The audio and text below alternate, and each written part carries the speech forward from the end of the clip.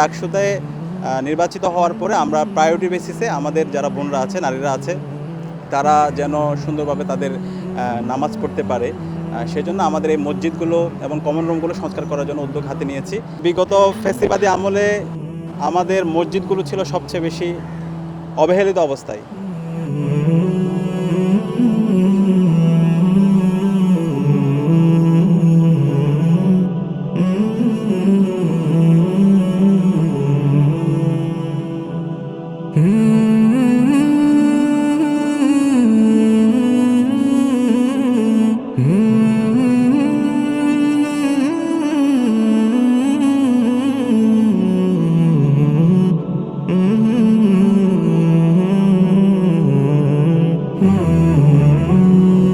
Common room ক্যাফেটের সম্পাদক তিনি তার জায়গা থেকে উদ্যোগ নিয়ে মসজিদগুলোতে, নামাজের জায়গাগুলোতে কার্পেটগুলো চেঞ্জ করে দেওয়া। তার পরিকল্পনা হচ্ছে নির্দিষ্ট সময় পর পর কার্পেটগুলো চেঞ্জ করে দেবে, যখনই চেঞ্জ করা দরকার।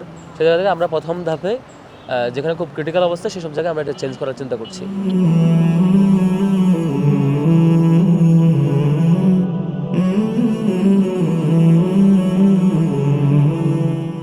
ঢাকা বিশ্ববিদ্যালয়ের যে নামাজ রুমগুলো রয়েছে সেখানের কার্পেটগুলোর অবস্থা খুবই খারাপ, নোংরা পরিবেশে শিক্ষার্থীদের নামাজ পড়তে সমস্যা হচ্ছিল।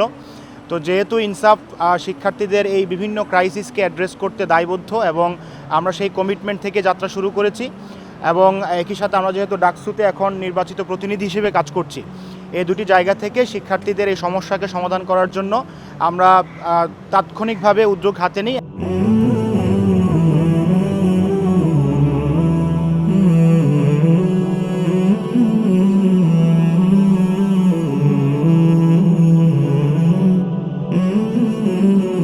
আমাদের ক্যাম্পাসের সকল কমন রুম, রিডিং রুম তথা লাইব্রেরি, এ জাতীয় যতগুলো প্রেয়ার রুম আছে সবগুলোর কার্পেট বিতরণ করি।